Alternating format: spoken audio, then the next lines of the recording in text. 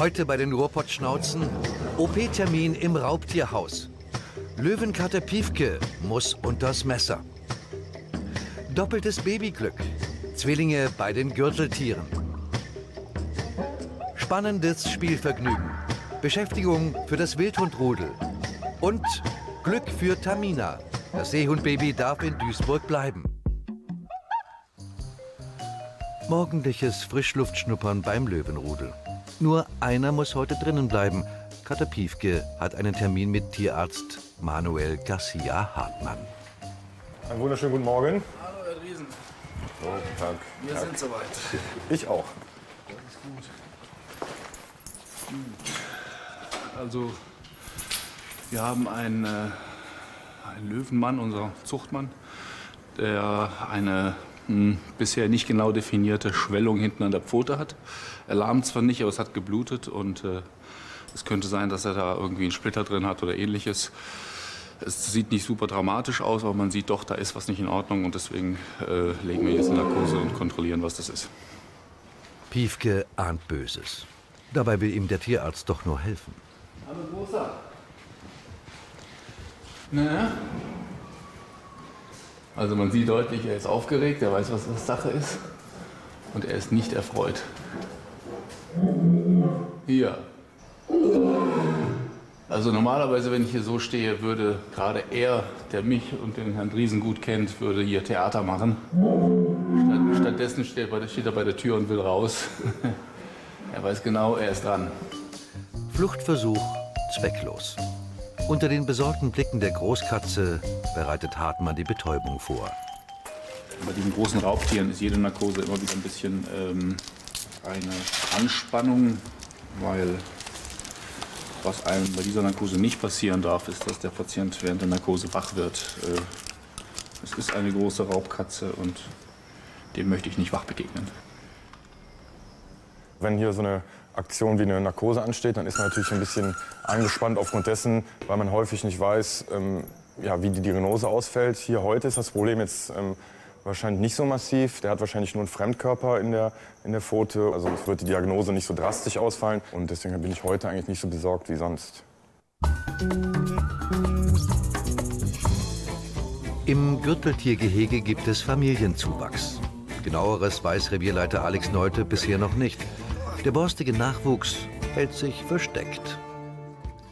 Also wir haben sicher ein Baby, ich hoffe auf mehr. Wir müssen natürlich immer die Babys alle kontrollieren, die wir hier so haben, was bei den Gürteltieren sehr schwierig ist, weil die hier sich in Gängen verbuddeln und wir da eigentlich überhaupt keine Kontrolle drüber haben. Mal sehen, was so kommt. Die frisch gebackenen Eltern Antje und Olli sind quietschfidel. Also das ist auf jeden Fall die Mutter. Die hat jetzt durch das Baby sehr abgenommen. Und die wehrt sich ganz schön. Hat halt hier deutlich sichtbar Brüste. Und die Brustwarzen sind auch größer als normal. Und das ist unsere Frau Antje aus Holland, die wir noch gar nicht so lange haben. Und die hat dann gleich glücklich mindestens ein Baby zur Welt gebracht und kümmert sich auch gut und zieht das auch gut auf, was nicht immer gegeben ist bei Erstgebärenden. Und da sind wir natürlich extrem froh. Ich würde mir jetzt natürlich gerne mal das Baby noch angucken.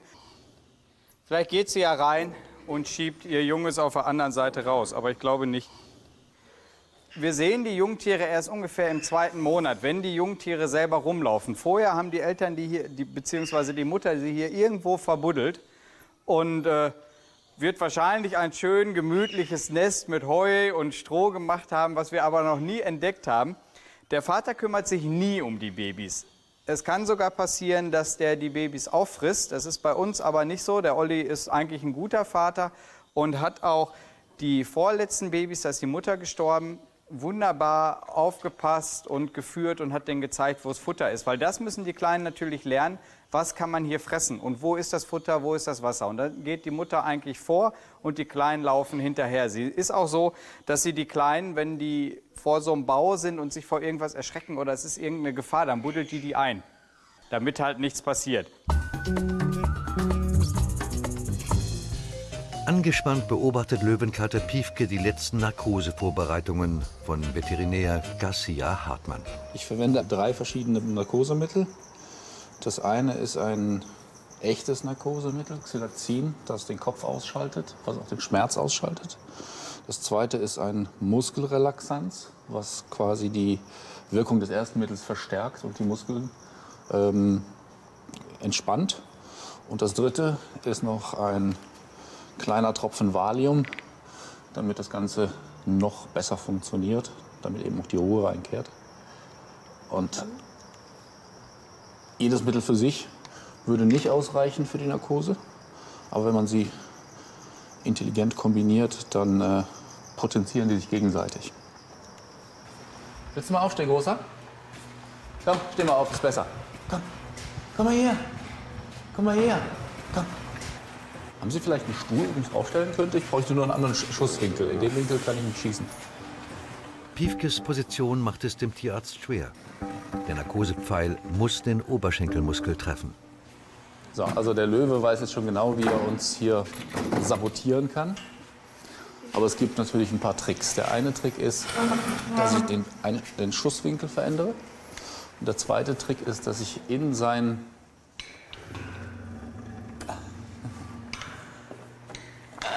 Du bist schlau. Wir haben ihn vor 2 Jahren zum letzten Mal in Narkose gelegt, mit dem Verdacht auf Fremdkörper. Wissen Sie noch? Ja. Wo wir die Gastroskopie gemacht haben. Und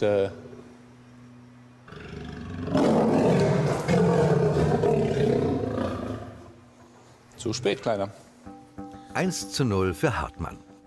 Bei 220 Kilo Katergewicht reicht ein einziger Pfeil aber leider nicht aus. Dann wollen wir dir mal zeigen, dass es auch so geht.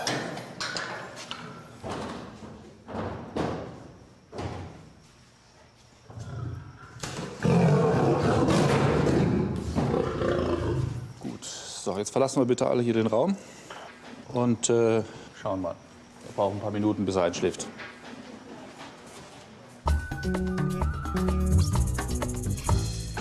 Im Koala-Revier schläft ein kleines Känguru seit neuestem im Einzelzimmer. Nach Revierstreitigkeiten musste Tierpfleger Mario Kindemi den jungen Australier von seinen Eltern trennen. Also hier ist ein kleines Bürstenkänguru drin, ein junges Männchen, 1 Jahr alt jetzt, und der wird von seinem Vater eigentlich jetzt vertrieben aus der Anlage, der ist geschlechtsreif. Und der Vater möchte den dann nicht mehr haben, ist ein Konkurrent, also wird der verbissen und wir müssen die dann rechtzeitig trennen. Jetzt nehmen die wirklich ernsthaft Schaden, die kloppen sich wie die Kesselflicker. Komm, Dicker, ich muss dich mal eben schnappen am Schwanz, will man deine Füße sehen. Upp, da habe ich dich. Ja, nicht hüpfen. Jetzt pass auf, jetzt machen wir den Känguru-Griff hier, keine Haare wegschmeißen. Na, komm her. So. Ja, mal gucken. Alles gesund aussieht, keine Verletzung an den Füßen. Nee. Die leben eigentlich in so einem Familienverband, mehrere Weibchen zusammen mit einem adulten, kräftigen Männchen. Und wenn die Fläche natürlich größer wäre, dann könnte man eventuell 2 Tiere zusammenhalten, können die sich aus dem Weg gehen. Aber auf diesen begrenzten Flächen, die man ja nun mal hat, da ist eben halt das Territorium zu klein und dann will er den verjagen und der kann nicht weg. Also wird er den natürlich heftig dann attackieren. Und die schmeißen sich auf den Rücken dann, die Unterlegenen. Und das stärkere Tier beißt wirklich dann heftig überall dahin, wo er ihn kriegen kann. Meistens natürlich in die Füße, der versucht ihn ja abzuwehren. Also beißen die sich in die Füße und die haben ganz häufig schlimme Verletzungen an den Zähnen, weil die sich untereinander kloppen. Also es sind keine friedlichen Genossen untereinander. Die hauen sich ordentlich was vor die Backen, obwohl die so klein sind. Deutschlandweit halten nur 2 weitere Zoos diese kleinsten Vertreter der Känguru-Familie. So, geh mal rein. Geh, buddel dich mal ein in dein Nester. Also der soll natürlich jetzt so schnell wie möglich eine neue Heimat finden in einem anderen Zoo. Das ist natürlich hier nur ein Provisorium, normalerweise ein Koalastall. Jetzt ist halt mal ein Rattenkänguru drin. Das ist natürlich nicht artgerecht. Also ganz schnell sehen wir zu, dass er eine Familie findet und mehrere Weibchen, wo er dann eine eigene Gruppe bilden kann. Dann geht es ihm auch gut. Im Gürteltiergehege hat Revierleiter Alex Nolte Glück. Unerwartet lässt sich doch ein braunborstiges Baby blicken. Ein Mann. Also, das ist unser Gürteltierbaby. ich würde sagen, ungefähr 3 Monate alt. Es ist sehr gut entwickelt, alles so wie sich gehört. Man sieht sehr deutlich, es ist ein Männchen. Es ist ein bisschen dünn, also es muss noch ordentlich fressen, dass es ein bisschen zulegt. 2. Wir haben 2. Wir haben Zwillinge. Da ist Nummer 2. Alex kann es kaum fassen. Nachwuchs im Doppelpack. Und noch ein Mann. Sehr schön. 2 wunderbar gesunde Gürteltierbabys, beides Männchen. Ich bin total begeistert. Das ist für uns zwar nichts Besonderes mehr, weil wir regelmäßig Gürteltiere züchten, aber es ist natürlich immer wieder erfreulich, wenn man Babys hat, was immer wieder ein Zeichen davon ist, dass man alles richtig macht, dass sich die ganze Mühe und der ganze Stress, den man den ganzen Tag so hat, wirklich lohnt. Und 2 ist natürlich eine Krönung, vor allen Dingen, weil die Mutter eine Erstgebärende ist und vorher noch nie Babys gehabt hat. Da ist es natürlich ein Traum, dass wir jetzt hier die beiden Kerlchen haben. Wunderbar. Beide Babys sind in einem Top-Zustand, also man kann wirklich nicht meckern. Die werden jetzt, lass ich mal wieder runter. Also es ist natürlich so, dass unsere großen Gürteltiere super menschenvertraut sind. Da ist überhaupt kein Problem. Die schnuffeln an den Füßen rum, die lassen sich kraulen. Aber unsere Babys müssen das natürlich erstmal alles lernen. Und das ist halt immer das Schwierige. Deshalb sieht man die auch nicht, weil die bei der kleinsten ungewohnten Bewegung oder bei dem kleinsten ungewohnten Geräusch sich einfach verstecken. Und da ist natürlich der Bau das Sichere. Denn auch der Hautpanzer bei den Gürteltieren ist noch nicht so hart wie bei den Erwachsenen. Und die müssen halt einfach noch ein bisschen auf sich aufpassen und sind sehr scheu. Wir gewöhnen sie dann natürlich daran, dass wenn sie jetzt immer mehr draußen sind, werden sie immer mehr in die Hand genommen, sodass sie das irgendwann kennen, dass es völlig natürlich ist und dann ist das alles nicht mehr schlimm. Aber ich freue mich natürlich, dass wir jetzt 2 auf einen Streich haben. Das ist super, 1 wäre schon gut, aber 2 sind noch viel besser und ich bin einfach nur glücklich. Löwenmann Piefke kämpft tapfer gegen die Müdigkeit. Doch langsam entfaltet die Narkose ihre Wirkung. Wir müssen, nachdem der Schuss gesetzt ist mit dem Narkosemittel, den Raum verlassen, damit das Tier Ruhe hat. Und diese Ruhe verstärkt die Wirkung des Narkosemittels. Und wir überbrücken die Zeit hier im kleinen Fachgespräch mit dem Kaffee. Es wird eine kurze Kaffeepause. Bereits nach 10 Minuten geben die Beine des Katers nach. Er liegt schon. Okay, Frau Förster, gibt ein paar Spielregeln bei Großkatzen, allen gefährlichen Tieren. Erstens, die Tür bleibt offen. Wenn ich sage, die Tür wird zugemacht, wird sie zugemacht. Ohne Fragen, sie wird in dem Moment zugemacht, egal was die Situation ist. Und die Fluchtwege bleiben immer frei. Das heißt, es muss immer so sein, dass alle raus können. Und wenn ich sage raus, heißt das raus. Nicht fragen, nicht langsam, sondern raus. Löwenkater scheint zu schlafen. Sieht alles ganz gut aus. Also ich schicke trotzdem mal den Tierarzt vor. Der Tierarzt hat das Privileg, immer als erster in den Löwenkäfig zu dürfen. In der Höhle des Löwen testet Hartmann erst einmal, ob der Kater auch tief genug schläft. Ein Tuch über den Augen soll die Narkose unterstützen. Okay. Der erste Blick auf die Hinterpranke lässt den Tierarzt leider Schlimmes befürchten. Nicht gut. Es ist eine Zubildung, das heißt, es ist Extragewebe. Es ist nicht, dass hier Gewebe irgendwie rausgerissen ist und nach außen verwachsen ist, sondern dass hier Zusätzliches entstanden ist. Was im Normalfall, es gibt verschiedene Möglichkeiten, wie das entstanden ist, aber 2 von 3 Möglichkeiten sind nicht so wahnsinnig positiv. Gut. Sieht aus wie so eine Wucherung, aber was es genau ist, muss der Hartmann entscheiden. Also sitzt er da so richtig auf. Ich dachte, oh ja, da wäre ein Fremdkörper drin oder sowas in der Richtung oder dass da die Basis der Kralle entzündet wäre, aber das ist ja alles nicht gegeben, sondern da sitzt richtig so ein Stück, ich sag mal, fremdes Gewebe auf. Und drunter ist nichts. Schwein gehabt. Die Art, wie solche Wucherungen durchblutet sind, sagt meistens schon etwas aus über den Ursprung. Und es ist wenig durchblutet, das ist gut. Wenn es stark durchblutet wäre, könnte es auch Krebs sein oder ist die Wahrscheinlichkeit, dass es Krebs ist, größer. aber das scheint es nicht zu sein. Das Baumkänguru-Pärchen Siam und Mathilde lebt seit 8 Jahren gemeinsam im Duisburger Australienrevier. Mit den Jahren kühlte die Leidenschaft füreinander merklich ab. Selbst die Paartherapie von Revierleiter Mario Kindemi änderte daran nichts.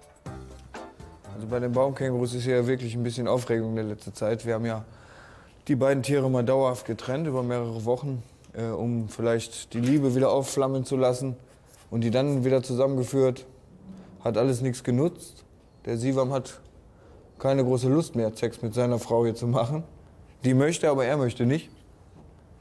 Und wir werden den Sivam jetzt in absehbarer Zukunft mit einem anderen Zoo tauschen. Mit dem Kölner Zoo in dem Fall. Die haben noch Matschi-Baumkängurus. Und da werden wir einfach mal so einen Partnertausch machen, die männlichen Tiere untereinander austauschen und hoffen, dass dann die Zucht sowohl in Köln als auch hier in Duisburg wieder anspringt. Sind also leider nur, sind nicht vorhanden in ganz Europa. Also letztendlich haben wir wie lange halten wir die Tiere jetzt insgesamt? 12 Jahre ungefähr. In Europa nur 2 Nachzuchten gehabt.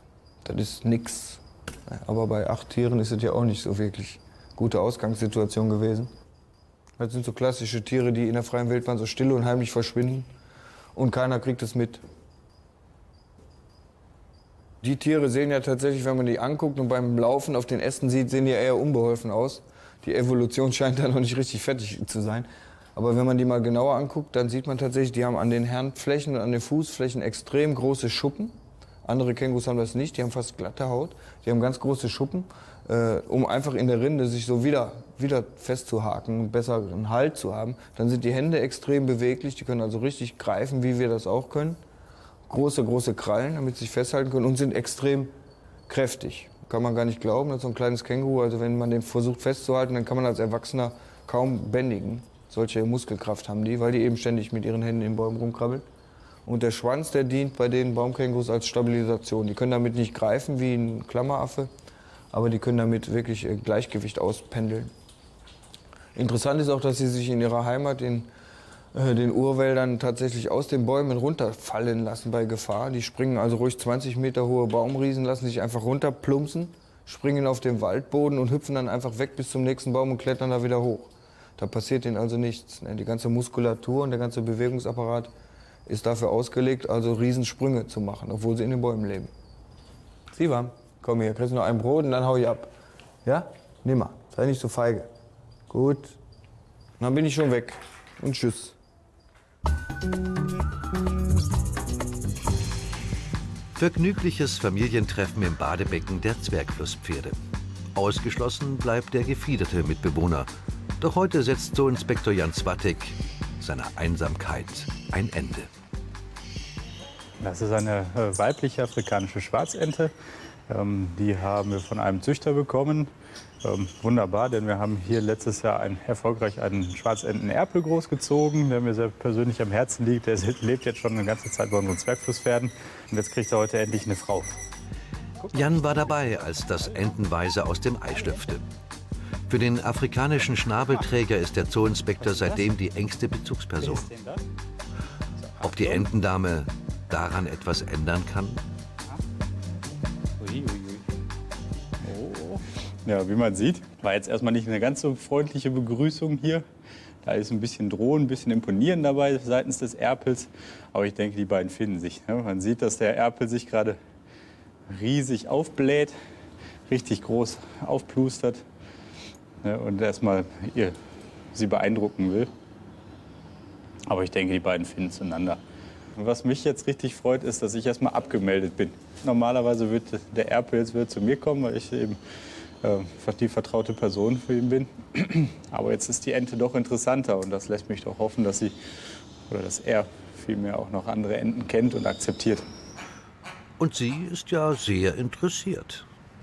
Die leben ja hier zusammen mit den Zwergflusspferden. Das ist schon eine Besonderheit. Erstens sind Zwergflusspferde in den Zoos auch nicht allzu häufig gezeigt.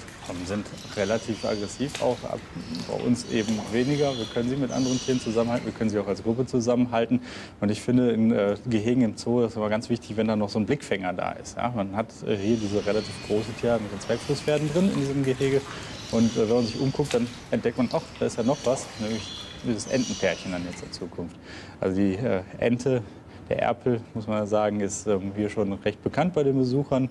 Dadurch, dass er bisher immer nur auf Menschen fixiert war und denen hinterhergelaufen ist, war das immer eine Belustigung für die Besucher, wenn die Pfleger hier drin waren.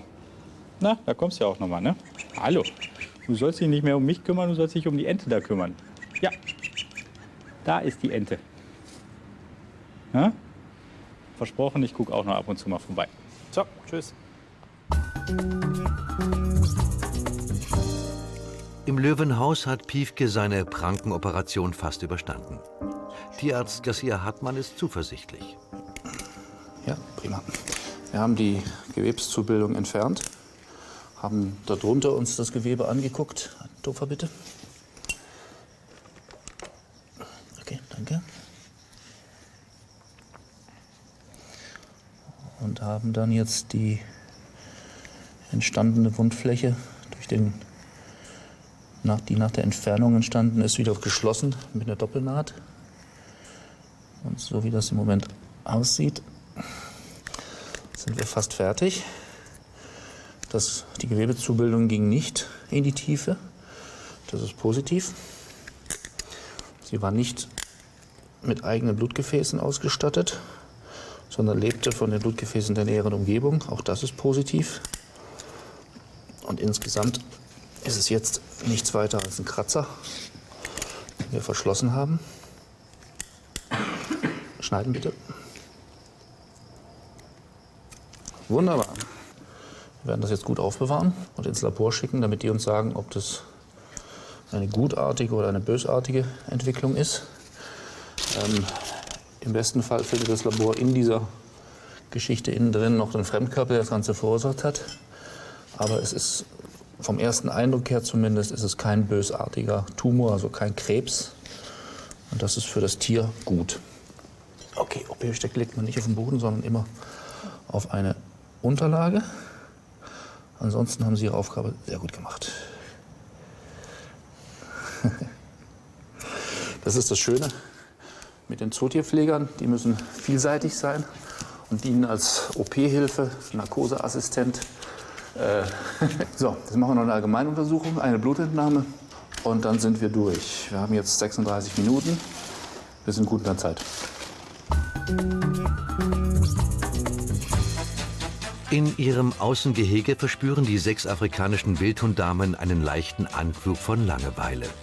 Doch Abhilfe naht. Tierpfleger Michael Brobelk hat bereits ein Unterhaltungsprogramm für die aktiven Vierbeiner heran. Morgen, Mädels. Ja, wollen wir denn mal gucken, was wir heute machen? Heute wird Fußball gespielt. Hä? Komm hier, Schatz. Komm hier, Große. Ja, ist ja gut. Hä? Alle fit? Jetzt gehen wir was basteln. Wir wollen heute mal wir haben so Kugeln bekommen, die Kugel anbringen auf der Anlage, im Netz, mit dem Tau. Und dann wollen wir gucken, wie sie sich mit der Kugel beschäftigen. Ne? Mal vorbereiten für 2011, für die 11. Sie sind ja alles Damen, dann können sie mit zur Weltmeisterschaft gehen. Schnelle Stürmer sind die 6 allemal. Als ausdauernde Hetzjäger erreichen Wildhunde bei der Jagd Geschwindigkeiten von bis zu 55 Kilometer pro Stunde.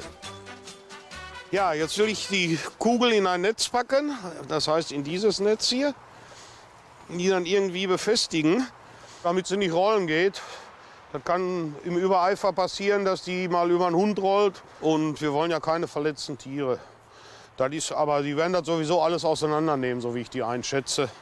Die sind ja nur sehr agil und fit dabei. Wir werden mal gucken.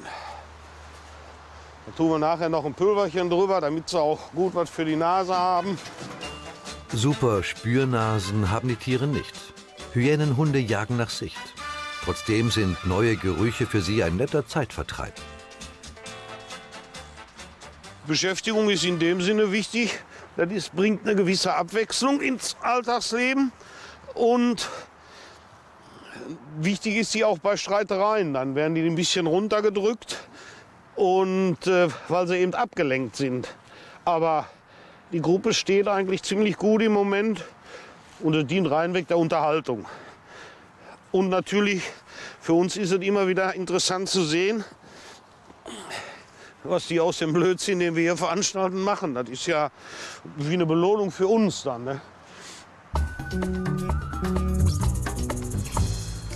Fütterungszeit bei den Seehunden.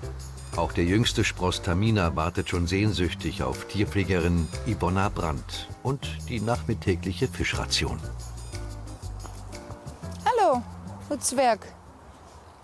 Na, komm gucken, ich hab Leckerchen. Leckerchen, ja, da kommt sie ja schon.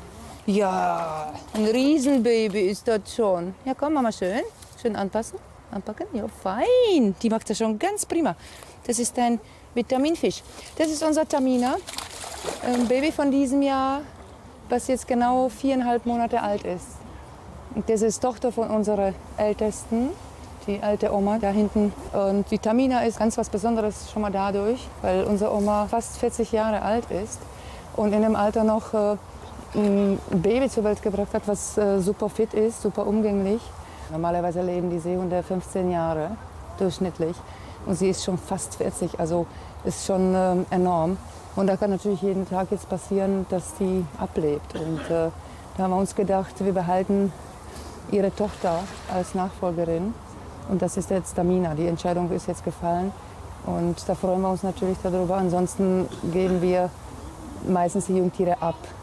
Weil das wäre natürlich, ja, Verwandtschaft geht nicht für die Zucht.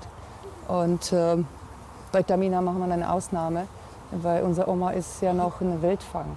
Also ihr Blut, frischer geht's einfach nicht. Ja. Und dann wollen wir das in der Zuchtgruppe behalten, in Form von Tamina. Ja. Einige Jahre wird es noch dauern, bis die kleine Robbendame für Nachwuchs sorgen kann. Seehunde werden erst mit 4 bis 6 Jahren geschlechtsreif.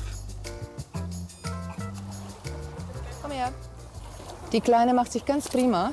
Die hat sofort begriffen, dass man die Schnute zulässt, wenn die Hand kommt. Ja, fein. Nochmal stupsen. Nochmal stupsen. Ja, prima, Schatz.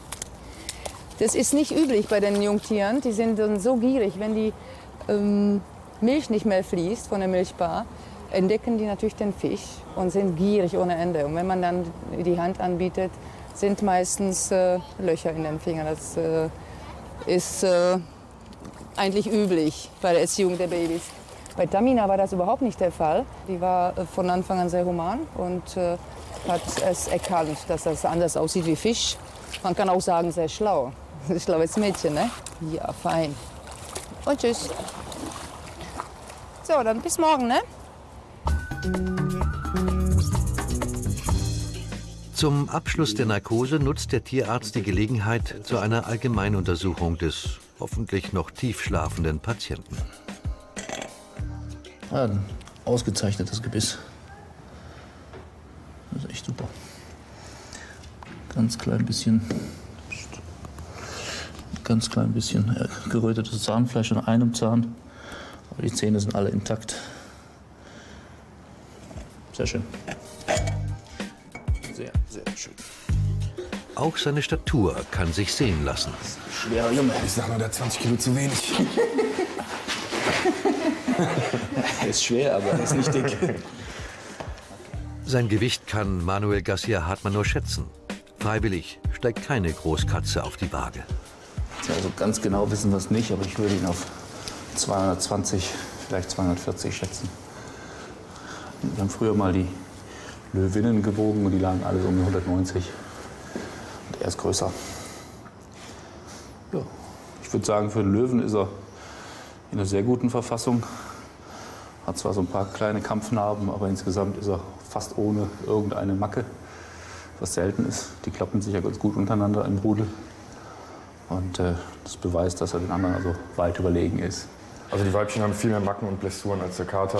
Erstmal fügen die Weibchen sich untereinander häufiger zu und der Kater teilt auch manchmal richtig aus. Und deswegen haben die eigentlich überall kleine Schrammen, kleine Narben und Verletzungen.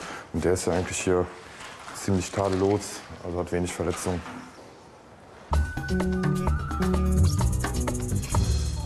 Hoch zu Baum erwartet das Bartkautzpaar sein Mittagessen. Ihre scharfen Augen haben Tierpfleger Andreas Utterhardt schon von weitem entdeckt. Heute steht für die fleischfressenden Eulenvögel Küken auf dem Speiseplan. Ihr habt da lecker, ne? Ja, guckt das schon, ne? Komm mal runter. Hier sind unsere beiden Bartkäuze. Das sind Pärchen. Nachwuchs hatten wir hier noch nicht. Wir haben jetzt noch leider nichts beobachtet, ob sie angefangen haben, Nest zu bauen. Also verstehen tun sie sich auf jeden Fall, aber Nest bauen wir nicht beobachtet und einfach mal abwarten. Ich denke, dieses Jahr klappt es nicht. Mal schauen, was wir dann nächstes Jahr verändern, damit wir nächstes Jahr mal Glück haben und Nachwuchs bekommen. Dem dunklen Federstreifen am Kinn verdanken die Vögel ihren Namen. Bartkäuze sind tags- sowie auch nachtaktiv. Und deswegen bekommen die auch tagsüber ihr Futter, weil die auch tagsüber jagen. Käuze sind sogenannte Laurer. Die sitzen oben in den Ästen und suchen den Boden ab, ob da irgendwas rumkriecht. Und sobald sie was erwischen, fliegen sie drauf und greifen es zu. Hier bei uns bekommen die Mäuse, kleine Ratten oder auch Küken zu fressen. Sowas fressen die also generell auch und das bekommen die bei uns auch. So, jetzt kommt mal runter hier. Komm.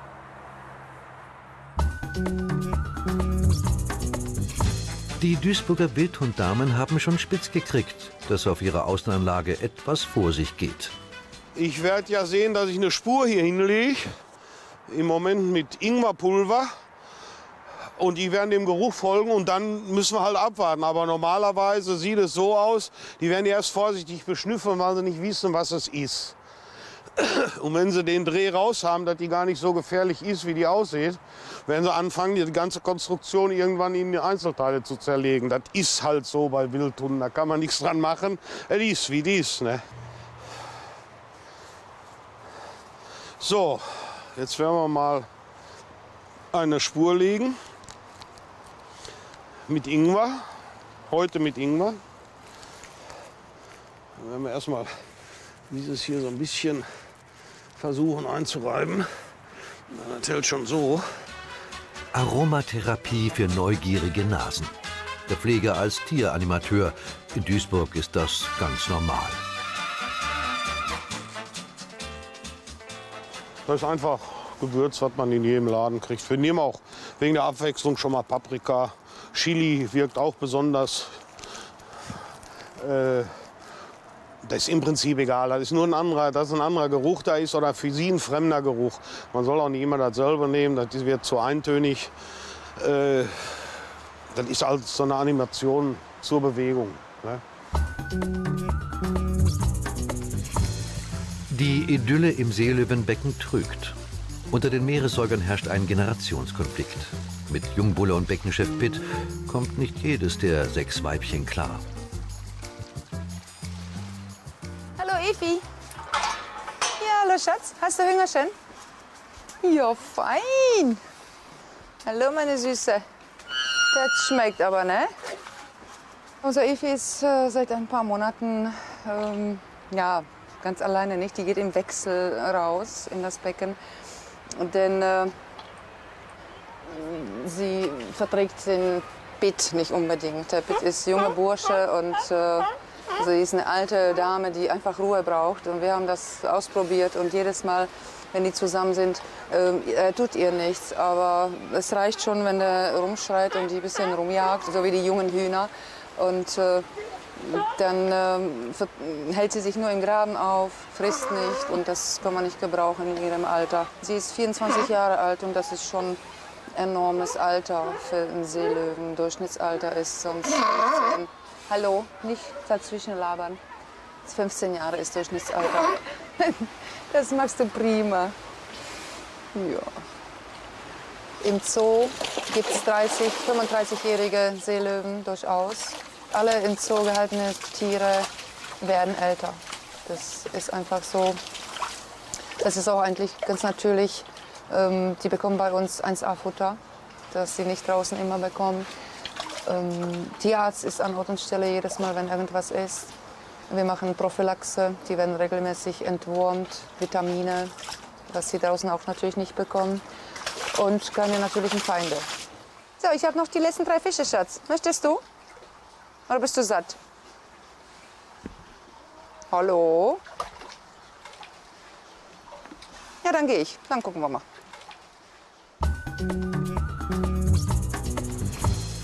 Das ist Hallo Wach. Das heißt, ich hebe jetzt die Narkose auf.